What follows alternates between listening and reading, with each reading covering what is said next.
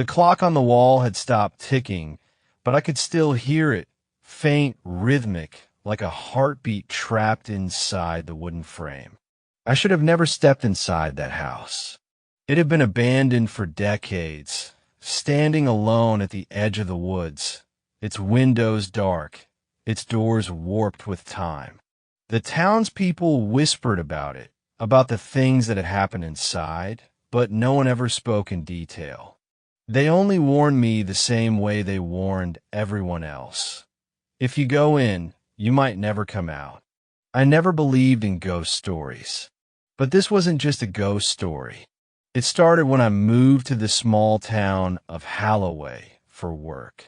A temporary stay, just a few months to oversee a construction project. The town itself was nothing special: quiet streets, an old diner, a gas station that looked like it hadn't changed since the 1950s. But there was one place that stood out: the house on Blackwood Road. People avoided it like a plague. Even passing by, their eyes would lower, their voices would hush. I should have taken that as a sign. But curiosity is a dangerous thing. One evening, after hearing yet another vague warning from a bartender at the local dive, I decided to see for myself what was so terrifying about it. I didn't expect much, maybe an old, creaky house filled with dust and rats. But when I stepped through that doorway, reality itself seemed to shift. It wasn't just abandoned, it felt trapped in a moment that had never ended. The air inside was thick and unmoving. Dust hung in the air, frozen mid-motion, as if time had stopped the second I crossed the threshold. The furniture was still in place, the old wooden chairs pulled up to the dinner table, plates with half-eaten meals resting on them, decayed, rotting, but still there. A child's toy lay discarded on the floor, untouched by the years. The curtains hadn't fallen apart. The paintings on the walls still hung perfectly straight. There was no smell of mold, no sign of decay beyond the dust. It was as if the people who had once lived there had vanished in an instant, leaving everything behind exactly as it was. And then I heard it, a whisper. It wasn't coming from a single place. It was everywhere. The walls, the floor, the ceiling. It was inside the house itself. You shouldn't have come. I spun around, heart hammering, but there was no one there. The front door was still open behind me, the warm glow of the setting sun spilling onto the floor. I could leave. I could turn around, step back outside, and forget this place ever existed. But something in the air kept me frozen. It was like the house was watching me. And then the clock started ticking again. A deep, slow tick. Tick, tick. The sound dug into my bones, wrong in a way I couldn't explain. It wasn't marking the passage of time. It was counting something down. And that's when I saw it. The shadow standing at the end of the hallway. Not moving, not breathing, just watching. The house where time stood still had just decided to wake up, and it had noticed me. The shadow at the end of the hallway didn't move, but something about it felt alive. It wasn't the shape of a person, not really. It was tall, too tall, stretching unnaturally against the dim light that filtered in through the windows. It had no face, no features, just a shifting blackness like a void had torn through the house and left this thing behind. I didn't dare breathe. For a long, suffocating moment, the house held its silence. The only sound was the tick, tick, tick of the clock on the wall, an anchor in a reality that suddenly felt fragile, like glass that could shatter at any second. And then, as if it had been waiting for my fear to reach its peak, the shadow moved. Not forward, not toward me, but into the wall, like smoke curling into the cracks of reality itself. It slipped into the wallpaper, disappearing as if it had never been there at all. But I knew it had been. I could still feel it, watching, waiting. And then something changed. The hallway stretched longer than it had before. The doors along it, doors that had been firmly shut when I first entered, were now open. Gaping black mouths leading into nothing. I took a step back. The wood beneath my feet creaked, and the house seemed to breathe with the sound, shifting slightly like something massive had just stirred in its sleep. I should have left. I should have run. But then I saw the door at the end of the hallway. A door that hadn't been there before. Unlike the others, this one wasn't open. It was locked, a heavy iron latch sealing it shut. Unlike the rest of the house, which was frozen in time, this door looked new. The wood was untouched, unstained by dust or decay. A single marking was carved into its surface, deep enough that the grooves seemed to drink in the dim light around it. A symbol, a shape that made something deep inside my brain ache, like it wasn't meant to be looked at for too long. I didn't want to touch it. I needed to touch it. The whispering started again. Soft at first. Inside the walls, inside the floor, inside my own head. Not yet. Not ready. Not enough. The whispers spoke in unison, like voices layered on top of one another, overlapping into something that felt too vast, too ancient to exist within this house. The air grew thick again, pressing against my chest, making it hard to breathe. The clock kept ticking, but the sound wasn't right anymore. It was slowing down. Tick, tick, tick, and then silence. I turned my head, every instinct screaming that I was no longer alone. The shadow was back. This time it was closer, just behind me. Its reflection stared at me from the puddle of dust on the floor, dark, stretched, and grinning. The house where time, Stan still had just decided to keep me. I couldn't turn around. I wanted to, I needed to, but my body refused to move. In the puddle of dust on the warped wooden floor, the reflection stared up at me, its grin stretching too wide, too unnatural. The thing standing behind me wasn't just watching anymore. It was mocking me. I forced myself to breathe. The air felt heavier, like the house itself was pushing down on my lungs, pressing me further into its grasp. The silence wasn't empty. It was charged, humming with something unseen, something old. And then, the reflection in the dust tilted its head.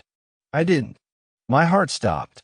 It moved again, its grin widening, the shape of it distorting, stretching like something trying to fit into a human form but failing. And then, the worst part, it spoke, not with words, with my own voice. You should leave now. It was my voice, but warped, deeper, twisted with something that didn't belong to me. And before I could react, the reflection's head snapped to the side violently, as if something had just broken its neck. I stumbled back, finally breaking free from whatever held me frozen. The floor groaned beneath me, but I didn't dare look down again. I already knew the reflection wouldn't match my movements anymore. I had to get out. I spun toward the front door, expecting it to still be open, to see the dim glow of the setting sun outside. But it wasn't. The door was gone. Not closed. Gone. Where it had once been was now just another wall, seamless, as if there had never been an exit at all. I let out a shuddering breath. This isn't real. This isn't real. The whispering returned. Louder this time. Not yet. Not ready. Not enough. The words crawled into my skull, wrapping around my thoughts, sinking into my bones. The air in the house shifted, like something massive was moving, just beneath the surface of reality, waiting for me to take the wrong step. And then the clock started ticking again. Slow, deliberate, a countdown. I turned back toward the hallway, toward the door that shouldn't be there.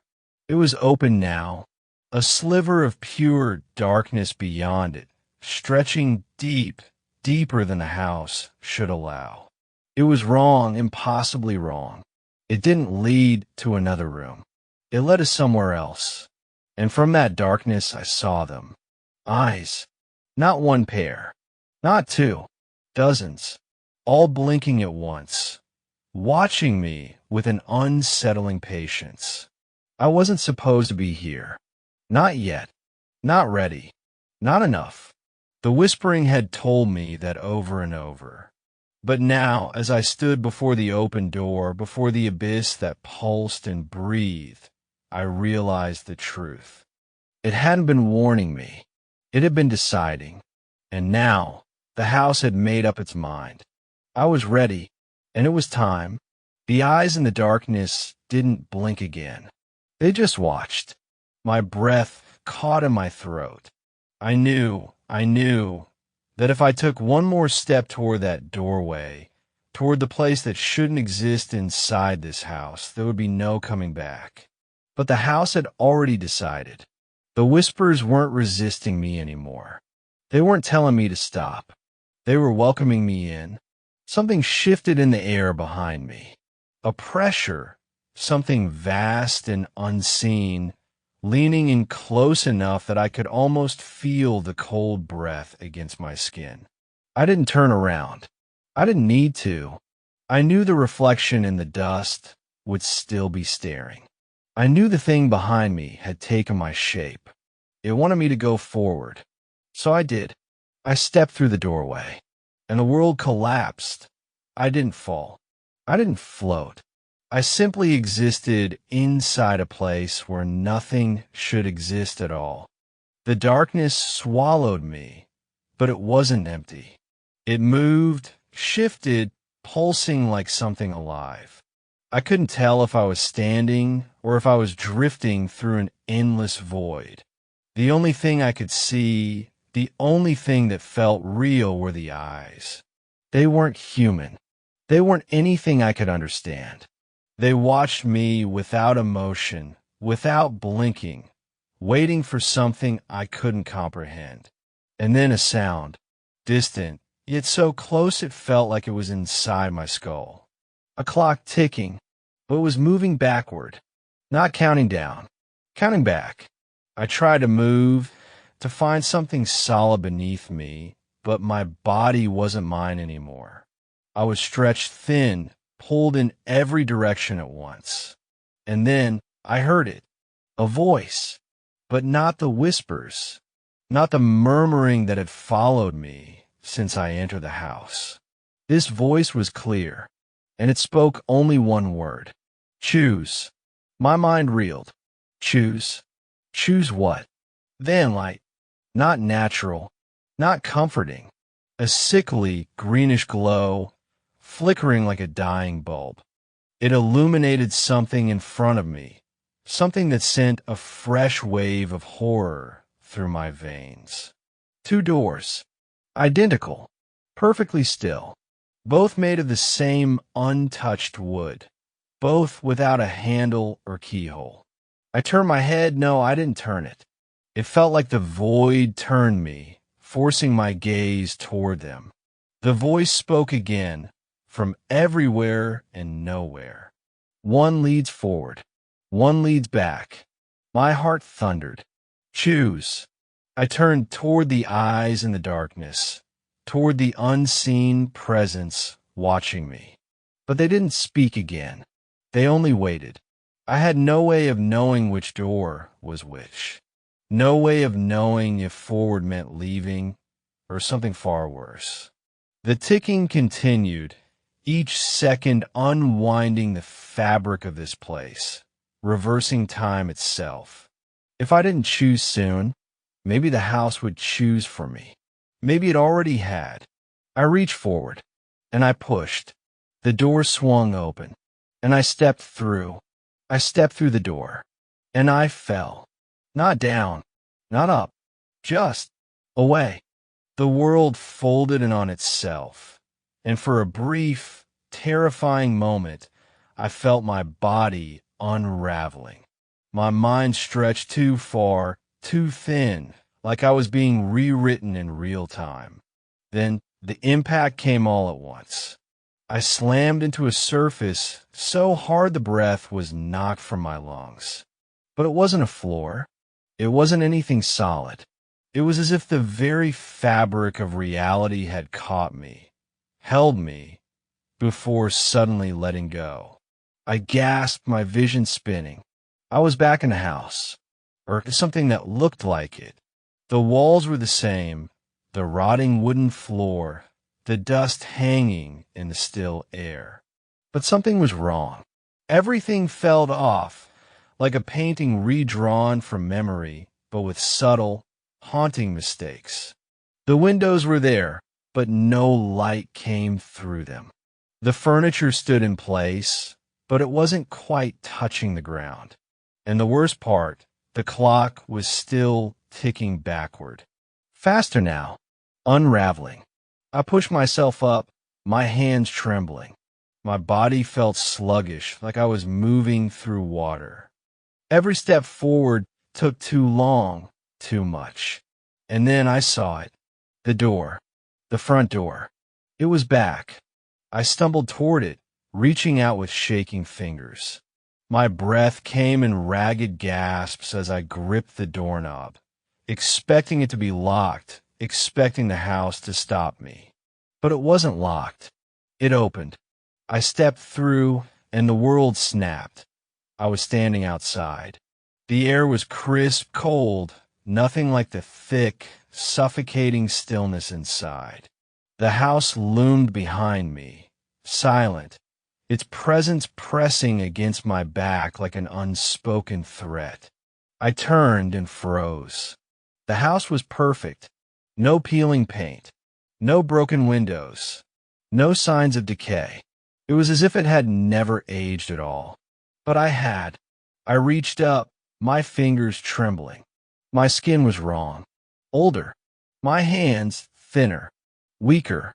The house had let me go, but it hadn't let me leave unchanged.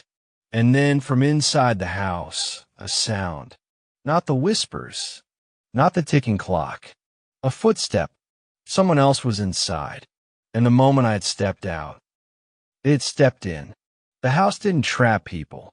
It traded them. And time inside those walls never truly moved forward. I stared at the door, heart pounding, knowing that whoever was in there now had just begun their own endless moment. And the house was waiting, watching, ticking backward ever so slowly for the next visitor. And the next, and the next, forever.